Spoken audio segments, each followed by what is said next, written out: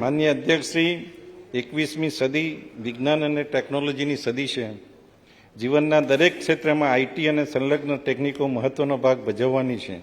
વધુમાં ઉચ્ચ કક્ષાની નવી રોજગારીની તકો, વિજ્ઞાન પ્રવાહનું શિક્ષણ જરૂરી છે.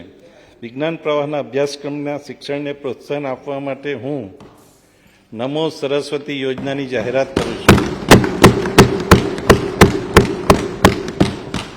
આ યોજના અંતર્ગત ઉચ્ચતર માધ્યમિક શાળાઓના વિજ્ઞાન પ્રવાહમાં અભ્યાસ કરતી ગરીબ અને મધ્યમ વર્ગના પાત્રતા ધરાવતા વિદ્યાર્થીઓને ધોરણ 11માં 10,000 અને ધોરણ 12માં 15,000 મળી કુલ 25,000ની સહાય આપવામાં આવશે.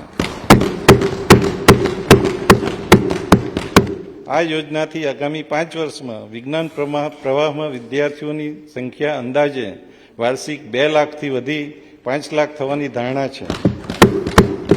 આ યોજના માટે આવતા વર્ષે રૂપિયા 400 કરોડનો ખર્ચ થશે.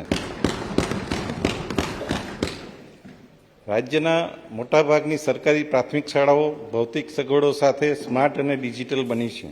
મિશન સ્કૂલ ઓફ એક્સિલન્સ હેઠળ નવા ઓરડાઓ, સ્માર્ટ ક્લાસ અને શાળાઓને કોમ્પ્યુટરથી સુસજ્જ કરવાની કાર્યવાહી હાલમાં થઈ રહેલ છે.